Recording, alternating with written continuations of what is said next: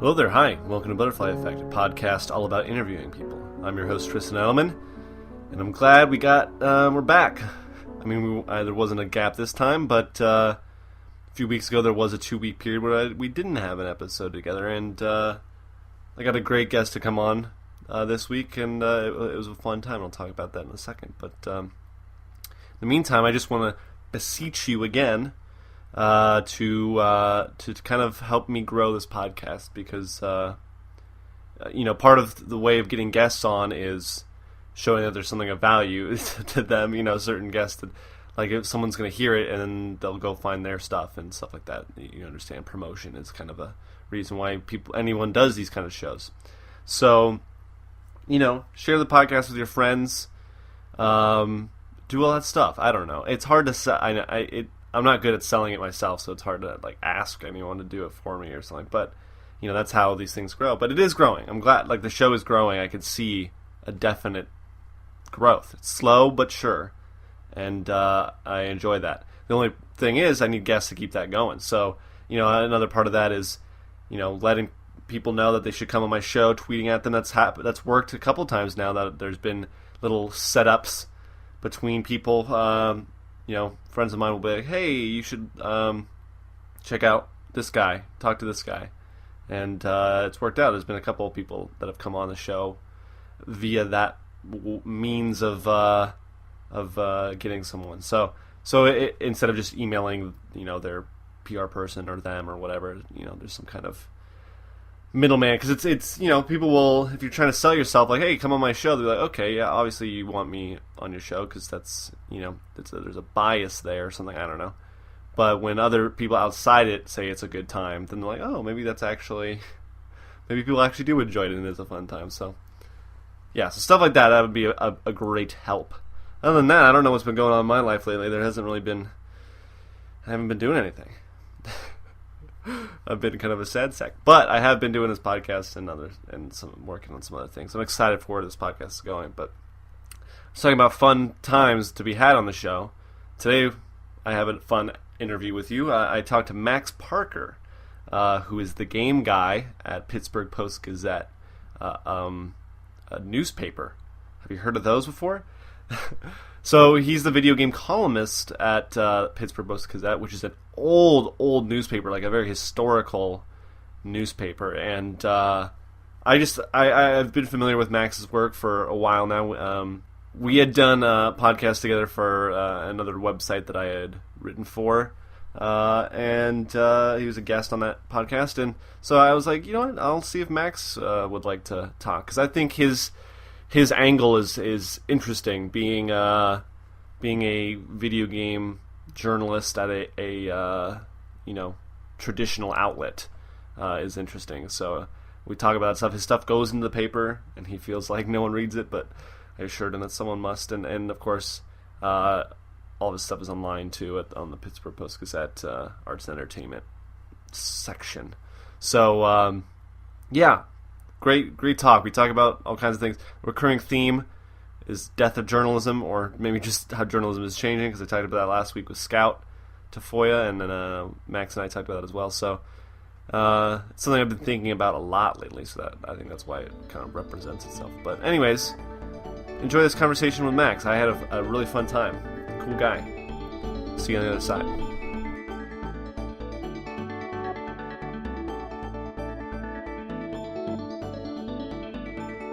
So, what have you been up to? I know E3 was a couple weeks ago. How was that for you? E3 was a good time. I mean, I'm getting to be, it's weird to think, but I'm getting to be like an E3 veteran. This is like 7 years. This is my 7th one. Wow. Yeah. It was a weird year. I don't know if it's just because I'm old and jaded and it's not my first, it's not my first rodeo. But, I mean, with the whole news with EA not being there and Disney not being there, like, it really did change the entire energy around the show. The crowds in the show weren't as big. It was just, and EA was doing their own thing across the street, which was bizarre. EA is in this time of flux, and I don't know what's going to happen to it, but this year definitely did feel different from past years. But as far as like what was there, I mean, that stuff is all really exciting. There are still a bunch of games to be excited for. VR, of course, is super exciting. Yeah, I saw that funny video you did. Oh, you saw that? Cool. Running around with all the people. Yeah, everyone's really excited about it. Everyone is, for the most part, pretty pumped. And for PlayStation VR, I mean, for that to be like a cool, accessible to most people, cool. It's like, as far as like entry level VR goes, I mean, it's a really good product. So that's also something to be excited for. Yeah, I need to go try them out at. They have them at Best Buys and stuff, right? Yeah. I just wrote an article about I tried out the Best Buy demo. There are 3 of them around the Pittsburgh area. First one was in Best Buy. I tried that out. Just so you know, none of them in Best Buy use the Move controller. They just use DualShock, which is fine for some games. It's all right. But like the best experiences are with the Move, and GameStop has one called London Heist, which is part of VR Worlds, which is like the pack-in with the $500 package. And that one is GameStop exclusive because there's like some language and violence in it, and Best Buy didn't want it in their stores. So, that's the only one that can be played with Move. So I would suggest if you're going to go to demo it, check it out at GameStop. But if you can just go to a Best Buy and try it out, do that too. Yeah. It's worth checking out because it's really good stuff. Yeah, I still haven't tried any VR, so I mean that's something I need to do. The first VR experience is so memorable. It's just so cool. You just want you want to stay in there forever, like see everything you can see, and then you just want to introduce everybody to it. It's like, oh man, you got to try this out because it really is. It feels. I don't remember people being like super pumped about 3D in this way that people were excited for VR. I hope it doesn't go the same way as VR. I mean, I do remember I was really excited for Kinect when Xbox started messing with that control. Yeah, I remember people being really excited about that. And then I was like, even at that time, I was like, okay, it seems cool. Yeah. Because I had iToy, and I knew that wasn't that exciting. So I was like, it's kind of the same thing, but probably a little bit better. Yeah, but did you not have any fun with iToy? Oh, I did. No, I did. But it wasn't like this, like, perfect technology or anything. Right. No, I had a ton of fun with iToy. Especially, I don't know what game it was, but it was like the one that came bundled with it. Yeah. But I just remember thinking like, well, if it's like that, it'll be fun, but it's not like going to be the new way to do things. Sure. Yeah, I don't know. I was like, maybe this is the future, and we'll never know. Like maybe there's some alternate universe where Microsoft put all this money in the software and companies developing software for Kinect and actually took off. Like, it never really had a chance, and I think there was potential there. Because like you just said, like, you had fun with iToy. I had fun with iToy. Like, I did. You just put, like, in a party setting, party atmosphere, it's like, hey, jump in front of this camera and play this game. Right. It's really cool. There's potential there. And it just never had a chance. So, I mean, getting back to VR, like, so I had to put myself in check a little bit, because the iToy was fun, and I was excited for Kinect when Microsoft first started announcing that, even back with the 360. And then their ambitious plans when they bundled it all with Xbox One. So I put myself in check a little bit. I'm like, well, I was excited for Kinect, so this could all be a bust too. And it's hard to deny. This has a different air to it. This definitely has a different air to it. Right, you know? Right. Yeah, there's some competition. I mean, there's already the Vive and the Oculus out there, and those are really good products too. And so, I mean, it seems like people are there's a lot of development out there for it, and it's a good starting point for VR. It's really good. Yeah, I'm excited to see what all happens with it. And of course, you know, as everyone says, the biggest things about it are probably going to transcend games. You know, sure, yeah, visiting places and experiences, and you know, doing like virtual room chats with your family, you know, in a different country, state or country or whatever, like stuff like that. I feel like is going to be more, especially with Facebook. Yeah, you know, owning Oculus. Right. Yeah, absolutely. And it's funny that Move, this colossal failure, I mean, we can all call it a failure, is getting its second chance. Who would have thought that was going to happen?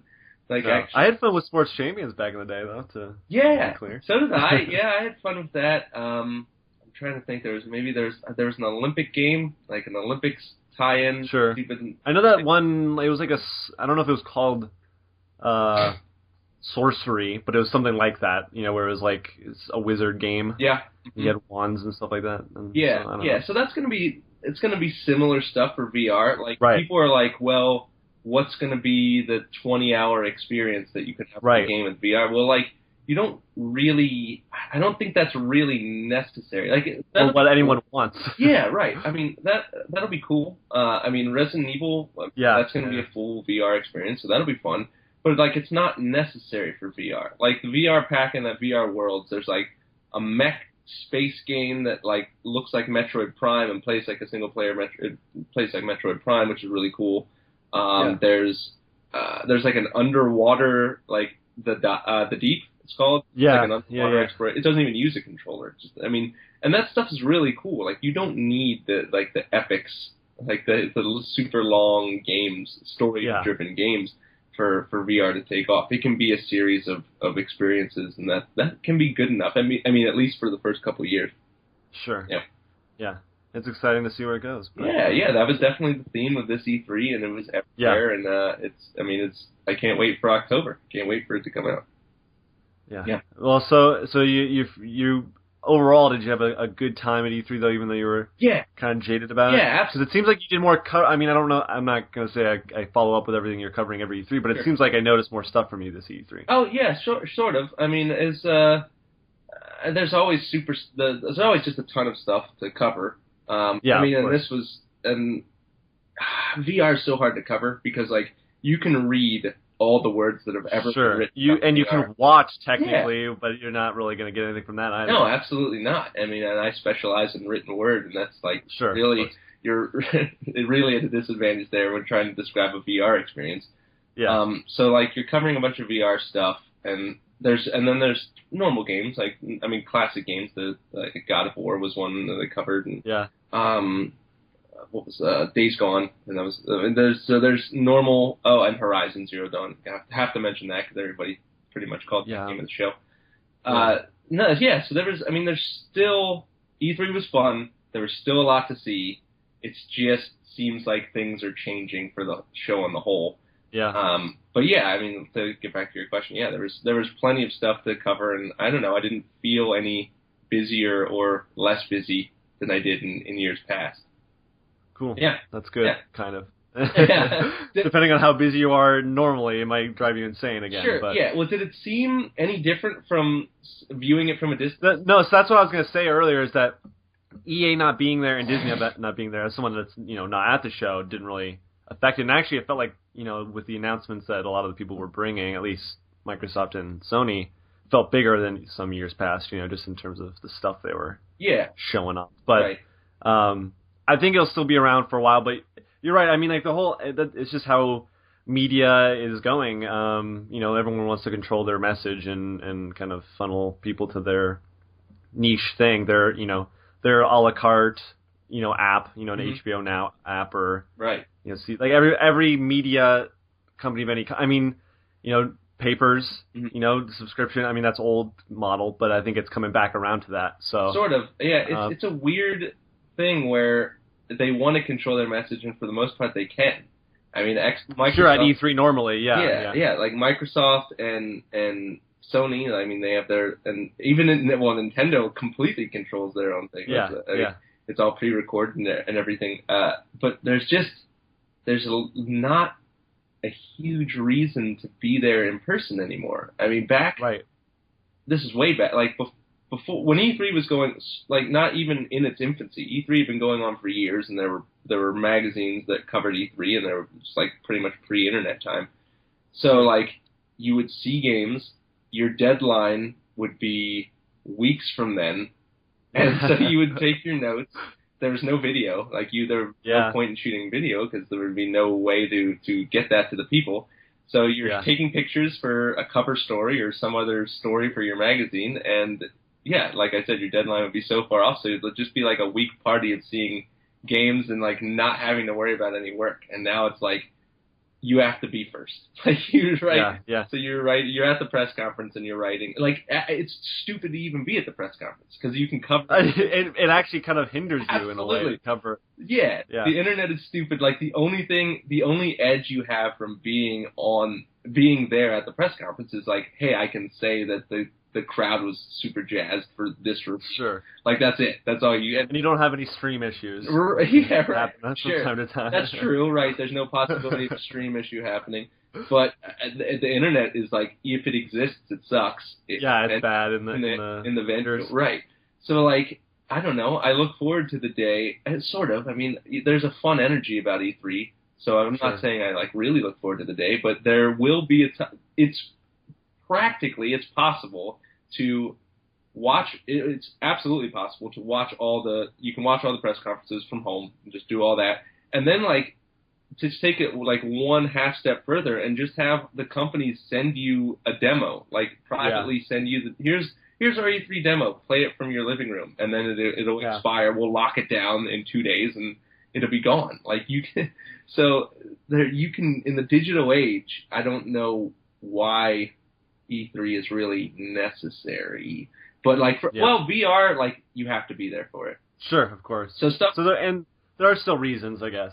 It's not quite there yet, but you're saying you can see a future of that happening. I can too. Hardware is the reason why E3 needs to exist. Sure. Software, not really, because software can be sent anywhere at any time. Yeah. For anyone to. Right. If someone's showing a new console, they're not going to send you the console. Exactly. But for the most part, there are a lot of experiences like that you could kind of parse out at home, and a lot of people do cover E3 pretty effectively, not being there. Yeah, so. Absolutely, man. Most people do. You know? Most people on the internet, period, are covering E3 from elsewhere. So sure, and the people, I mean, even from the biggest sites, I know firsthand that the people going, they send a couple people to the event, but those people aren't writing about the event. No, Those people, they have people in rooms that are actually covering the press. Yeah. So they're just kind of there to, I guess, to be there and take it on. Make sure it actually happened. I guess that's right, exactly. So it's how will E3 move forward in the digital age? I guess we'll see, but it's going to be different in the coming years for sure. Exciting. Yeah. So Max, are you from Pittsburgh? I am not. I am from close by at Lebanon, PA, which is just outside of Philly. So I grew up, like, Philly was my big city growing up, and so I'm an Eagles fan, and I went to school in Pittsburgh at Duquesne University, and I've been here since. Yeah, I got a job, and that's that. Now you're in Pittsburgh. I have no real experience with the East Coast. Where are you located? I'm in Phoenix. Oh, okay. Arizona, which is, a place, but it's so funny, like, not funny, it's just a strange feeling to me to have hometown pride, because I don't have any of that. Why not? But, why not? Yeah. Well, I'm not originally from Phoenix. I mean, I say I'm from Phoenix now because I've lived here for the majority of my life at this point, but I don't know, Arizona has a lot of things wrong with it. The people here are usually very... I don't know, a lot of people move to Arizona later in life, right? Or they are snowbirds. Yeah. Or I live kind of on the border of Phoenix and Scottsdale, which is a snooty suburb. So you deal with a lot of Scottsdale people. And they're the absolute, so everyone says California has the worst drivers. That's incorrect. Arizona does. Because you have a combination of rich people who don't care, old people who don't care, and then just every other age people that don't care because they move from California to here. Is it like California, or is it like the West Coast's Florida? Because that's whatever happens in Florida. Yes. Yeah, okay. Definitely. There's a ton of retirement communities. My grandparents live in Sun City, which is its own city, but it's specifically I think you have to be 55 or older to own a residence there. So there's stuff like that all over the place. So. Definitely. I never thought of it like that, but you hit it on the head. But mostly it's just because now it's a great place to grow up, and I'm sure it's a great place to die, too. But it doesn't have the opportunities that I want, with this kind of career. You got to be either on either coast, I feel like, to be doing it. Unless sort of. you want to write for Game Informer in Minnesota or something. Yeah, right. But, I don't know. Polygon has writers everywhere. And sure, and freelancing is, obviously a thing. But yeah, big thing. And I don't feel any attachment to Phoenix. Sure, yeah, I guess that always kind of rings true in their sports, because, the Cardinals are really good. And I don't know if you're a sports fan. Nope. Okay. But I'm familiar with things happening. Yeah, so, they always sucked, and then they got good. And then, their fan base was we've always been here. But it's no, that's a lie. I don't remember the vocal the amount of noise surrounding them until right. Yeah, recently. so it's just a bunch of bandwagoners. Yeah, you're right. Phoenix is a weird thing that doesn't really have that much of an identity. I think you're right about that. Yeah. It's all laid out. It's just kind of a, again, I don't know. I sound like I really hate it. I don't. It's a fine place to live, but it's just not really my place. No daylight savings time, right? You don't That's observe correct. that. That fucks things up every 6 months or whatever, because then you got to figure out like stuff like this, scheduling things. I'm like, wait, is it okay? So it's Eastern time, so that's 3 hours right now. It's all right. Yeah. We're gonna go. I think the whole United States is gonna switch. Is it the world? Not everyone observes that. It's I have no thing, right? So it's a like farming thing. Yeah, right. Is how it came about, and people in Arizona were like, we don't really want to do that. So then they're like, okay, we won't. Yeah. when the state was formed, so yeah. I don't know. It's a bizarre. Yeah, I think we're all gonna get wise in our lifetime. I think it's gonna happen. Sure. I think we're gonna get rid of daylight savings time. I think that's great. gonna happen. So you guys are gonna be on the right side of history. For once in history, Arizona will be on the right side of history. Right. But do you have some kind of, even though you're not originally from Pittsburgh, do you have that kind of devotion to Pittsburgh or Philadelphia? Oh, to Philly or Pittsburgh? Either. The only thing I love about, well, no, that's not the only thing. I like a lot of things about Philly. I like the culture. I like its history. I like the Philadelphia Eagles. That's where it ends. I mean, there's a lot of bad things about Philly. Sure. There are really bad parts of Philly, and it's a huge, sprawling metropolis. It's massive. It's one of the biggest cities in the country. Pittsburgh is small, manageable. It's safe, cheap. There's a lot of great things about Pittsburgh. And it's probably the exact opposite of Arizona in the fact that it has a ton of identity. Sure. Yeah. Well, I mean, Pennsylvania in general is like, the birthplace of a nation. Sure. Yeah. Absolutely. Philadelphia, Pittsburgh with its steel history and it's got, and then I mean that's also, I mean, to relate it back to sports.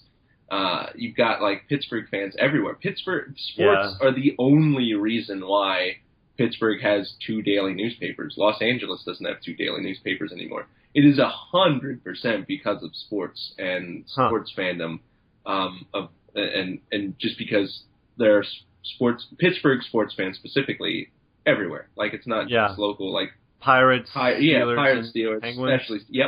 especially Steelers and Penguins, and now the Pirates are good. I mean, they're for the first time in history. Very, very long time, very long time, and like those fans are like everywhere. So I mean, the Post-Gazette site gets hits from all over the country. Just who want to know about their favorite sports teams.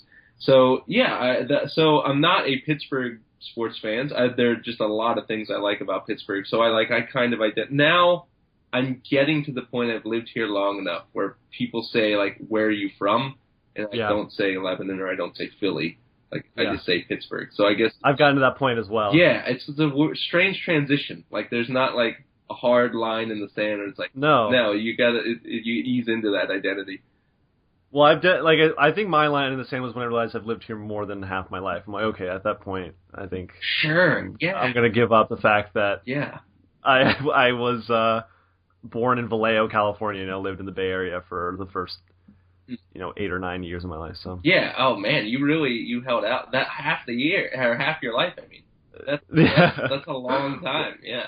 Well, yeah, I mean, I'm 20 now, so that's okay. I mean, I'm young, but I've only lived here for like all year round 9 years. So that's like, I mean, that's not even that, but even still, that's a bit like, that's much more formative than when you're like the 8 or 9 years of being birthed to 9. Like you're actually experiencing the city and feeling part of that culture. This is true. Yeah. So I mean, I like Pittsburgh a lot. Like obviously, I came here and never left. So there's a lot of things to like about Pittsburgh. Yeah. So what did your parents do as a kid? Or still do? Wait, what do they do now? Like what do they do? Yeah. Oh, like for a career. For a career, my dad is a lawyer. Awesome. He is a medical malpractice defense lawyer, so he defends doctors. He's not the one with ads on Got the quote unquote ambulance chasers. So apologies if anyone listening is related to ambulance chasers. I don't mean to offend. It's just my. You're not offending me, that's for sure. But. Yeah, so that's what he's done all my life. I never really took a liking to learning like really much of anything that went in. I never wanted to follow in his footsteps and be a lawyer in practice or anything.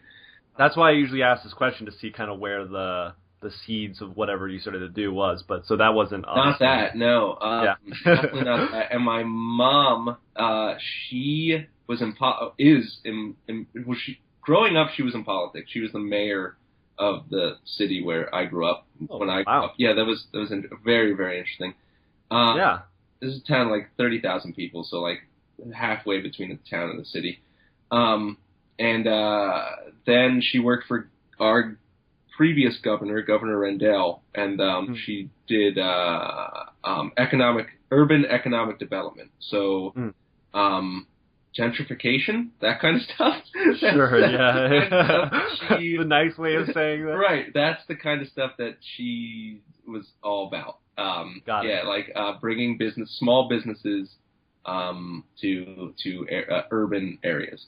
I've looked into that on very local level, like Phoenix City stuff with stories I've written and stuff like that. So. Oh, okay, yeah. It was so that's like really, really interesting. Again, like I wasn't interested in pursuing it, but I have a healthy respect for what she does, and it's all very interesting how all that stuff comes to be in cities and towns. So again, like not much of an influence on what I did, or how I came to study journalism or become a writer. I mean, my parents are both like really type A. My wife always says that my mom is type A plus, meaning like super, like has to be in control of everything. So like, like they always like kind of handled everything, and I was more of like a creative. That gave me so I was able. I had the opportunity to be sort of a creative and doodle and write and I'm sure they were highly educated people, so there was probably writings and things around like that. But but like they never in their professions, like there's not a whole lot of room for creativity there. I mean, lawyers, you're doing stuff by the book, and and I mean in government jobs you're also doing stuff by the book. So it's like not really. I don't know where I got my creative roots from. I guess it was just because they always handled all the practical stuff, so then I had the opportunity to be more creative. That's an interesting angle. Yeah. I had two older brothers. I was the youngest of three. And I started. My oldest brother is also a writer, and my middle brother, he is a lawyer. So I don't know. Like, man, that's something I never really gave much thought about. Like, how did I gravitate towards writing? And I don't really have an answer. But I played video games all growing up with having... Sure, and that exposed you to some form of creativity and crafting some kind of experience or something. Sure, that, and I was musically inclined. I was really into music and voice, actually. I competed in vocal stuff, so I mean, that's sort of kind of creative. And then, like, I started out, like, when I first started thinking about higher education, I was like, I want to go for performing arts. And then like a year passed, and I was like, that's not practical. That's just not a very good idea. Like my parents were encouraging. They're like, hey, if that's what you want to do it. And but I was like, no, it's just not a good idea. So then I studied journalism, and I mean, it's not. I mean, I'm also a video producer for the Post-Gazette, so I mean, there's opportunities for creativity there. But I mean, it wasn't that hard of a transition from like performing arts to writing. I mean, there's a creative bridge between those two things. Definitely. So that's kind of how it all started. What was the journalism angle when you were coming up with it? Just that it was some form of creativity, but not something that was as impractical or something that you could kind of gravitate to a little bit better because of that. Yeah, and like I didn't see I don't know. I went to school between 2004 and 2008, and that's Okay. a strange, very, very transitional time. Yeah, definitely. Like that's to the point where that's early enough where people are still looking at like the old journalism world and still think it's going to work. Right. And 2004. Yeah, and it's not new enough for anybody in the faculty to be like, we need to start teaching this differently. So it's like we're all kind of, everyone in that class or everyone in that time period who's studying that is like in this weird transitional period where nobody knows where their industry is going to go. Well, you know, I hate to burst your bubble, but no one knows that now. Sure, either. yeah, I guess so. But yeah, I guess that's true. Yeah, so it wouldn't, I could have gone to school 10 years later and it wouldn't have meant. Yeah. Yeah, yeah. So it was a bizarre time to study journalism. And I guess it's always going to be a bizarre time to study journalism. Yeah. Yeah. Ever since any kind of digital things were coming around, but you're right though. It was still different at that time. I mean, like I'm going to school for journalism now, and you still have a lot of faculty who are very print oriented. You know. Yeah. And none of that's a bad thing. No, we'll call it misguided. I think that there is some level of there's something valuable to be gained from that mindset, I think. Yeah. Sure. And then there's people that are, you know, almost there, but they're just slightly behind, at least from the classes I've taken in terms of where it's going. And a lot of the faculty, to be clear, have been very honest. Like, this is what we're trying to help you, but like you guys are going to be the ones that are kind of shaping what's going to happen with this stuff. Yeah, so. We can give you like the core and the base. Yeah. And then you're going to be on your own from that. And that, I mean, that's kind of sort of higher education in a nutshell. Definitely. But like, it's a weird, like, yeah, because I didn't learn anything about video production, but I knew out of school, like, hey, this is something that I'm going to have to learn how to do. And now I had to take a videography class. Yeah. That's great. Well, you have a class. That's awesome. Yeah. So you have a professional teaching you things. Yeah, and actually, and I go to the Cronkite School. Okay. Which is a great school, actually. I'm like, ASU's dumb or whatever, but I think that Cronkite School is probably the best part about it. But, and like they get a lot of, you know, working people, you know, and our professor was the guy on the investigative team at the local CBS affiliate. Oh. So like, he's still working there, you know, so he's like doing that stuff currently. And he would come over after work to the campus and then teach us. So it's kind of valuable. That kind of stuff is actually valuable as opposed to these people that have been out of the industry for like 30 years. Yeah, that stuff's awesome. Yeah, when you're getting taught by somebody who's still in it, that's really good. But so he's a videographer. Yes, yeah. He's a videographer for the investigative team. Was he always a videographer, or did he like? Yes. Wow. No, he was always a videographer. Oh, okay. Well, that's cool. See, I just assumed like he started in journalism and then just like. No, he's like he's been in it for like 20, 25 years or so. So he's but like he's still like young enough that like it's like, you know, it's not like he's set in his ways. Like he's still like keeping up with stuff and true. I'm sure his job has gotten really interesting over the last. Yeah, well, I mean, we learned that he told a lot of great stories about, you know, editing, like that you used to hand it off to someone else. Now you do it all yourself, you know, and stuff like that. So yeah, you have to like physically cut stuff.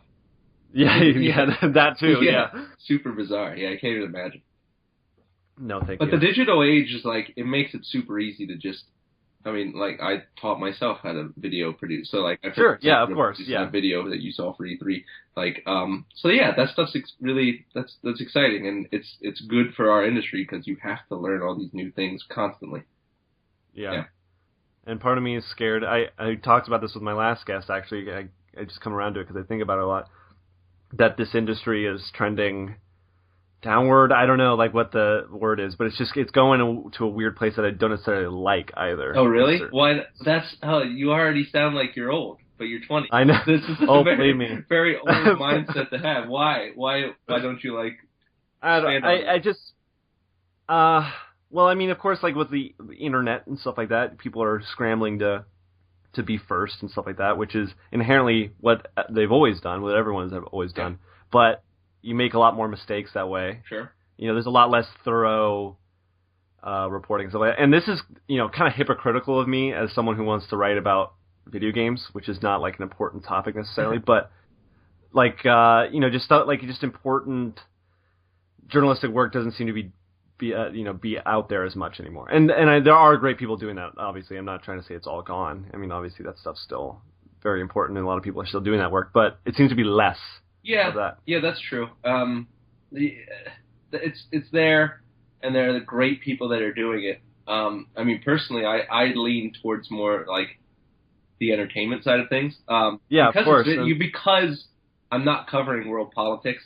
Like, sure, there shouldn't be. I mean, there's the Daily Show and Last Week Tonight, so there's an entertainment angle when you're dealing with world politics. But I mean, I'm dealing with an entertainment medium, so I want my stuff to be more entertaining. No, I think that realm is thriving and it's going to grow. Yeah. You know, I think that, like, you know, in coverage of pop culture in general, of movies, TV shows, you know, all that kind of stuff is growing and it is going in a cool direction. But part of me is worried a little bit about, like, I don't know, the hard-hitting stuff, just because I have a respect for that stuff. Sure. And it's not something that I feel like I could do necessarily, but I really appreciate it. And no, absolutely. That takes a unique talent. Yeah. And I saw a stat, I mentioned this before, that it was like, oh man, I can't remember what it was, but it was like basically the percentage of people that have gone from journalism jobs to PR jobs in the past many years. And it's so depressing. Yeah. Because they teach PR as a part of the Cronkite School, you know, part of a journalism school. And so many people are doing that at the get-go now. It's not even like like a mid-career shift. It's like, oh, I'm just going to do that from the get-go because it pays better. That's what I studied. Those were both my majors, PR and journalism. Yeah. Well, I guess that's a good combination, though. Yeah. You had both. Like, either way you went, you could understand what the other side was doing. And that's why I understand why it's part of a journalism school. Sure, yeah. But they do seem like different, purposes behind either. Yeah, absolutely. And actually, I gravitated towards... I had more of an interest in PR when I was studying them. Just because its history is, like, super cool. Like, really crazy stuff with, like, when you're dealing with Ivy League. I mean, we're getting into the geeky PR history stuff. But it's, like, just working for the Rockefellers and just, like, having people with naysayers shot and stuff like that stuff is crazy. Yeah. Like, the birth of PR is I don't know. It's more exciting. It was born out of journalism. Yeah, so sure. It's like, hey, we don't need the paper. We'll just control our own message. And like just this wild west of information. But and like that profession, there's more room, I think, for creativity. I don't know. We keep going back to the creativity topic. Yeah. But yeah, like you're trying to find ways to control information and get it to the public without making it seem like it's canned and coming from the source, I guess. Sure. I don't know. That's cool. A corporation rather than a person. Yeah, exactly. But you wanted to make it seem like it's coming from a person, not a corporation. Yeah, that's cool. That's always, like, learning about that and how that's crafted and how that's done well was always fascinating to me, like guerrilla marketing and stuff like that. Yeah. And to be clear, I don't want to paint PR people as the enemy because I know a ton of great PR people. Yeah, but for every 5 great ones, there's the one that makes you want to just tear down a wall. Yeah, absolutely. Like if PR is done badly, then it's like, oh god, my god, it's like it's worse than like bad journalism almost. Yeah, because it's just like it comes off as kind of evil or some kind of like, because ultimately you're trying to make money for a company, you know. Yes. And so when it's done badly, it kind of reveals that in a kind of shady way. It always looks evil. Yeah. So that's where it kind of overrides into a journalist's perspective, I think, of like PR people. Sure. Yeah. Like modern good PR is like so cool. Like it's amazing. Like Taco Bell's Twitter is the best. Yeah, thing. Taco Arby's, Denny's, like all those. Denny's is hilarious. So good. It's so like Sonic the Hedgehog. Like that Twitter account is so good. Like that's all PR, and like unfortunately they can't translate that into a good game. But man, they've got. It's just so weird. Like that's. Do you have classes that tackle social media that are just? I had like a multimedia class that we barely touched on it, and it didn't teach me anything I didn't know as someone who's involved in it so much. But I think there are specific classes like that, like social media strategizing, and they also try to teach you how to build a brand now, because that's a thing. Yeah, sure, you know? sure, yeah, build a brand. Yeah, because social media was happening while I was at school. Right. Yeah. We got Facebook my sophomore year. That was really exciting. But, like, I mean, that was way too early to even think about classes being taught. Like, no one knew what it was going to be. But that's, like, a weird thing, because everybody in our industry, whether you're PR or whether you're journalism, you have to you have to be out there. You have to, of course, manage your Twitter account, manage your Facebook page, and now Snapchat, and you've got to manage all this stuff. Yeah. That's not making you any money directly. Like, you have to put time and effort into this web presence that's not making you any money, but you have to do it. And that's another thing that's just, like, so bizarre. Like, do you just always have to, like, Snapchat came out and I was like, oh, this is another social media avenue that I have to learn and I have to utilize. Well, I didn't even seem like that was the thing until like a year or two ago. Because when it first came out, because it came out, what, like 3-4 years ago? Sure, yeah. Like, it was more of just like a fun thing. Mm-hmm. It was kind of like these other social media platforms. It's fun.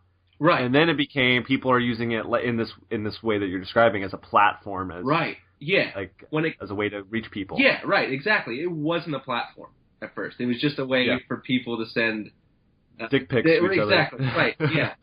And then it evolved into, now it's this huge platform. It's really cool. Like, I'm getting the hang of it. There's great, like, a lot of comedians I love are on Snapchat, and they make the funniest stuff on there. It's kind of like this divine kind of principle of, like, just this, like, incredibly funny thing in such a short dose. Yeah, and the best thing about it for them is that they don't have to worry about any backlash, or they don't have to worry about any comments that are going to come their way, because it's gone in 24 hours, and there's no way to comment on anything. Yeah. It's a strange thing. Like, do you do stories and private pictures to, like, friends and stuff, or do you? Oh no, I don't use Snapchat at all. You don't use it. You got to get on it. I mean, I have a Snapchat, and I literally only use it for keeping up with other people's stories. Okay. But I mean, like, I know I need to revamp everything going on in my life, but specifically that I need to figure out, because, like you mentioned earlier, I just kind of have this curmudgeonly attitude about that kind of stuff. I'm fine with Twitter, I'm fine with Facebook, but I don't want to have to figure out Instagram or Snapchat. Instagram's kind of faded. Like, Snapchat has taken the place of Instagram. Sure, I think it has. Snapchat's engagement is unbelievably high compared to its competitors. Kind of, because if you're looking at stories, you're forced to look, like, even if you just tap through it, like, that's a hit. Yeah, you're seeing somebody. Picture or video. Sure. And it's weird. It's like, social media is all about unwritten rules. It's just a whole, like, someone should write a book about unwritten rules of social media. And, like, Snapchat has its own rules. Like, people add stuff to their, like, friends of mine, they post stuff to their story, but they also send it to people. Like, I'll get, like, someone's picture. Gotcha. Yeah. So it's a weird, I was like, I guess this is what everybody does. Like, you're just kind of learning these things on the fly.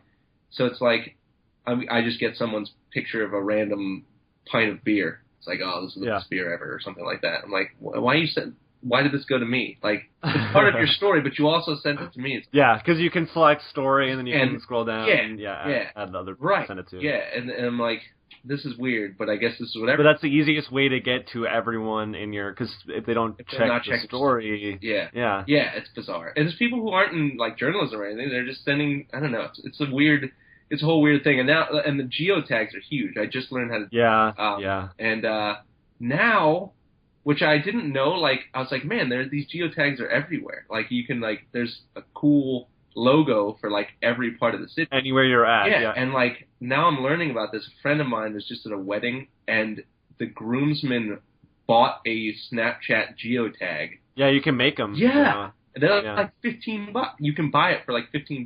I was wondering how Snapchat was monetizing. That's a genius. That's a genius way to do it, because it's like, the stupid way to do it is like, oh, we'll just throw ads all over the place, and like, okay, sure. And then no one's going to use your app. But yeah, this is awesome. So now anyone can just buy. It makes an event out of whatever the hell you're doing. Yeah, right. Like if you're just hanging out together, you're like, it's like friend meetup 2016, Yep. and make your own little so good. geotag. So good. Yeah, it's a really good device. And then there are the cool things that go over. I don't even know what the official name is for it, but the animations that go over your face. Oh, like I guess filters. Yeah, the filters. Yeah, is that what they are still? Is there? I guess that's what I call them. Yeah, that's probably right.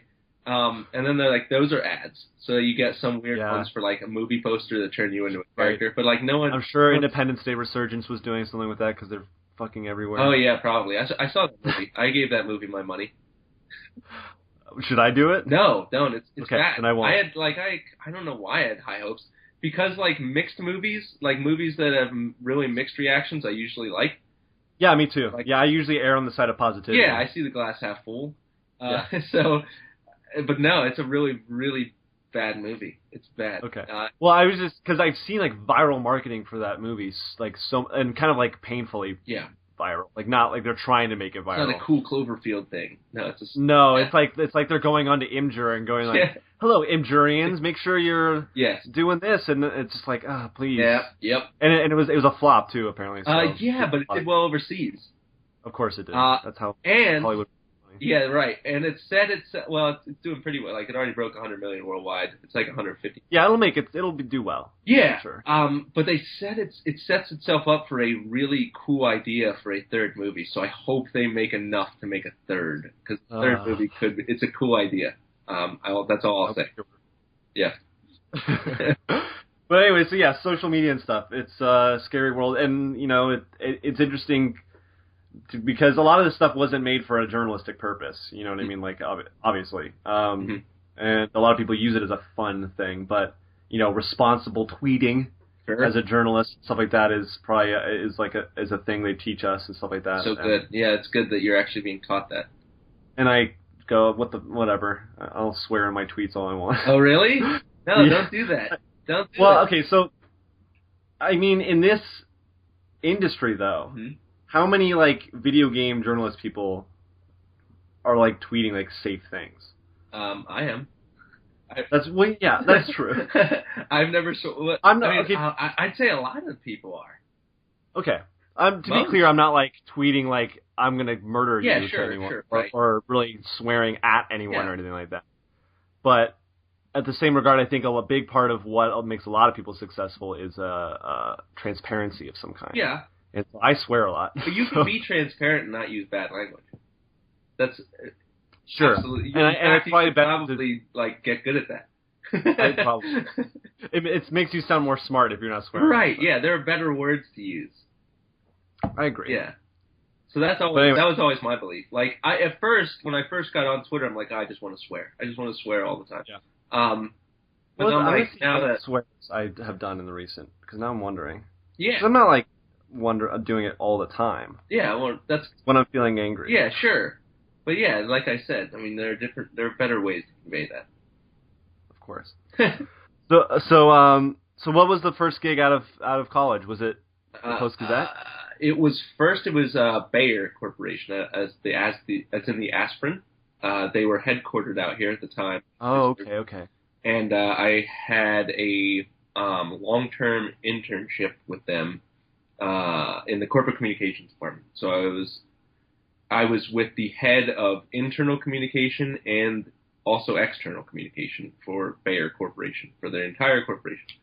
Wow. So I worked there for several years, actually. While it started while I was in school, and then I worked for them out of school. And then it was a good job. I learned a lot, but it just wasn't very interesting to me. Yeah. And then, I'll tell you the whole story of how this came to be. So I worked with a guy who had a roommate who worked at GameStop, and an editor from the Post-Gazette was going around to GameStops and happened to go into that GameStop and said that they were looking for somebody who knew a lot about games so they could cover games. What year was this? 2007. Okay. Yeah. So that's pretty forward thinking of sort of Post-Gazette. Yeah. Actually. Yes. Yeah. Kind of. here, and that's how that conversation was conveyed to me. The way, in hindsight, the way that it probably was conveyed is like an editor went in to buy a game and was like, "Oh, we should probably we've been thinking about covering." Not that they were actively looking for someone. They just happened to like offhand say, "That's how I interpret it now." So I was like, "Okay, give me that person's information. Like, I gotta reach out to this person." So through that friend's roommate employee with GameStop. So I contacted the editor, Arts and Entertainment editor of the Post-Gazette, and was like, "Hey, I heard about this, and I want to be your guy. I want to be the person who's covering video games for Post-Gazette." So I was writing there for 6 months in this test period to see how it would do, and it actually did really well. The good stuff would come in right behind sports, which is always good. You'll never beat sports. Awesome. Never, ever, ever, no, ever. Unless there's like a mass shooting. It's terrible. It's terrible to say. But it's true. Like, that's the only thing that will transcend that. Yeah, it's true. So yeah, like, it was doing extremely well. So then after the 6 months test period, then that's that. I've been there, this is my 7th E3, so I've been there. I think I went to E3 just because it was a dream of mine. I went to E3 while I was in the test period, funded my own way there and everything. But used the Post-Gazette as credentials. Yes, that I was allowed to do. Yeah, I was allowed to do that. They gave me the okay for that, but said so like, you got to handle everything. Yeah, else, exactly. We don't know if this is going to be a thing anyway. So. Exactly. And like, since then, my role has evolved.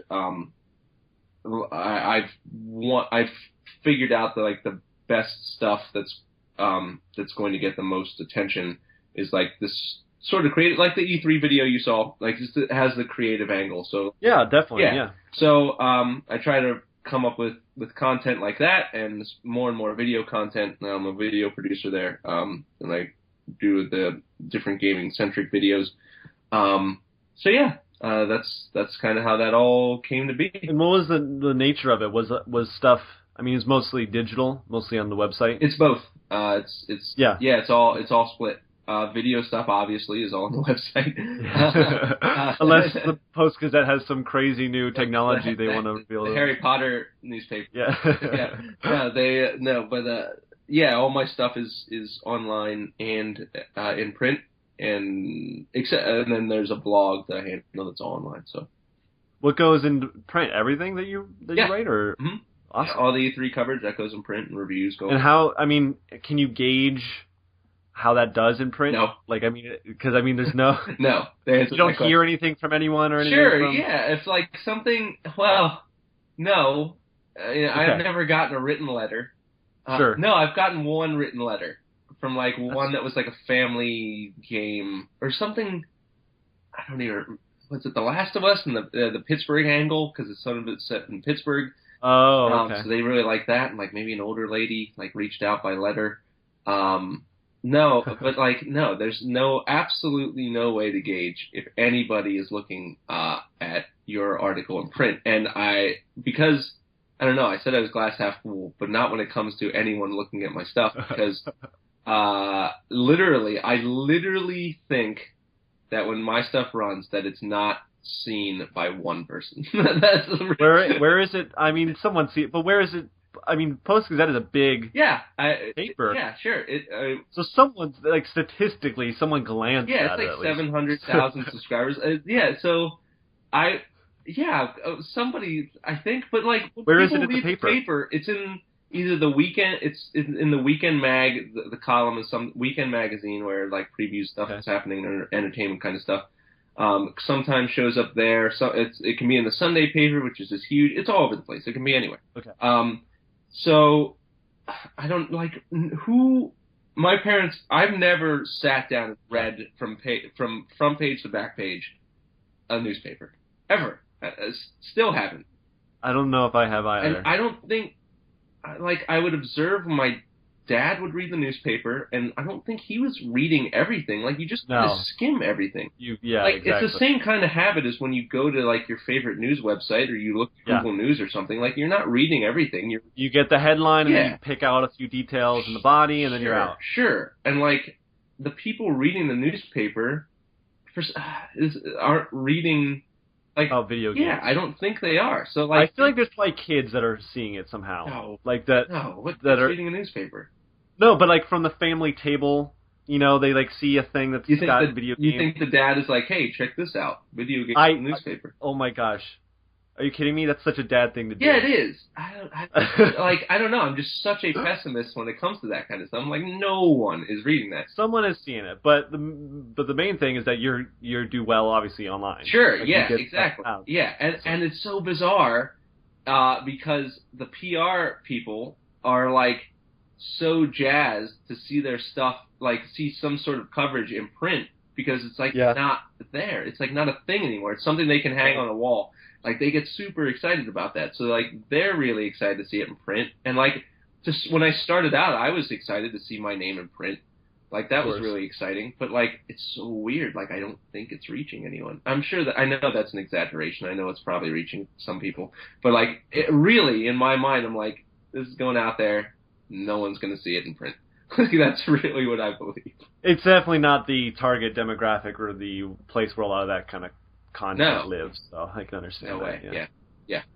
But so how has it changed for you? How has the role changed? Have you gotten more access to things? I mean, you've gone to E3 every year and stuff like that, but I mean, sure. Like, I don't know, access has always been the same, but just as far as like what I want to produce, like what I want. Got more creative control? Yeah, oh, absolutely. Like, there's no one else at the Post-Gazette who really knows anything about video games, so like, I'm like, hey, this is going to get coverage, and people are going to be interested in this, and people are going to be interested in this.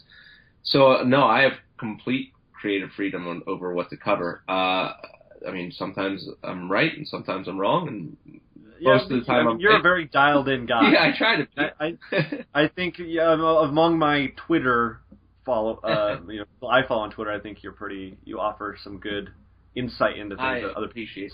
That means a lot.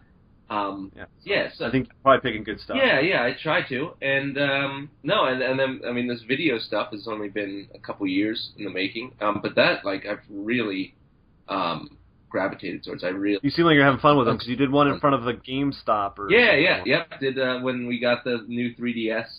Right. We got it early. So I went to find Nintendo fans, which are like some of the most rabid fans out there in all video games. So I just went to different GameStops and was like asking them what they thought about the new, if they were Zelda fans, if they were excited for the new 3DS. And then I kept it hidden. And I was like, well, we have one here. And we'd try it out. And then they were like, they loved it. Everyone loved it. Awesome. So like that kind of stuff was a lot of fun. I showed Doom. I brought Doom, the new one. I had seen that you had posted that, but I unfortunately didn't watch it. Yeah, that one was really fun. I just brought in Doom, and I was like, hey, let's find some straight-laced print writers. Like, hey, you know Doom. You remember Doom, that game that caused all the ruckus in 92 or 93? Like, they're probably covering it. Yeah, it's like, hey, this is the new one. Play this. And then, like, so we filmed them, and then we captured the game footage, and there was like just a lot of wincing and appalling. Like, so we brought in sports interns who were young, and they were cool with it. Sure. And then like the juxtaposition between that and then the older crowd who were not thrilled by it was fun. Was fun to edit and fun to do. That's great. Yeah. Well, and you have an interesting position too, as I don't know, I mean, I can't say I keep abreast of every newspaper out in the country, but I mean, what other paper has some kind of video game arm at all? I can't think of one. Not many on the East Coast. I know some writers from maybe it's Bay Area. Yeah, Bay Area. Yeah. Just because that stuff's there. It's there, right? Yeah. It's a big part of that culture. Sure. But yeah, no, not really any. Papers are backwards thinking entities. Of course. So no, not a lot of game coverage. I mean, sometimes when there's lines that there are like huge lines of people lining up for a new console. Like sure, or like any Grand Theft Auto controversy or something like that, or Grand Theft stuff like that. Always huge, yeah. And E3 usually gets coverage Yep. of some kind, Yep. and Yep. anywhere, just because it's a big thing. But For sure. but yeah, so I just think that's an interesting, it's a cool thing that you have that opportunity in that space. It's huge. I enjoy it. Yes.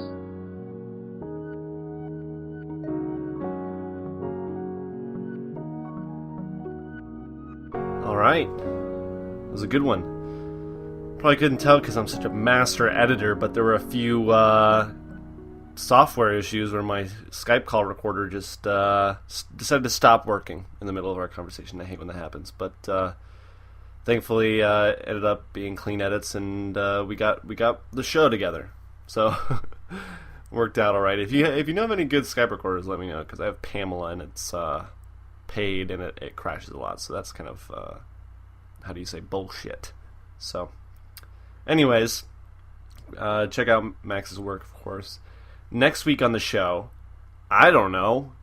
That seems to be the new theme.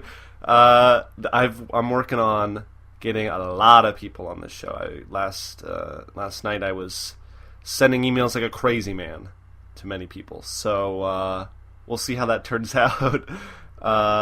A lot of, and not just like a quantity thing. Like it's people that I'm like, you know, a fan of, and I decided, let's sit down and just think and brainstorm a ton of people I'd love to talk to. So I did that last night, and so we'll see how that works out. Hopefully we'll get someone in the meantime. So yeah, and you know, like I said at the start of the show, let people know about this show and that they should come on. And you can do that on various platforms. You can keep up with the podcast on Facebook, Butterfly Effect Podcast, YouTube, Butterfly Effect Podcast, Twitter, Butterfly Pod. I'm on Twitter at Edeltodd, ETTLETODD. Very active on there. It's probably the best way to reach me. Or email trettleman@gmail.com, trettleman@gmail.com. Twitter or email is like the best way to get to me. So for any reason. So yeah, thanks for listening. I'll see you next week, hopefully. And if not, I'll see you again.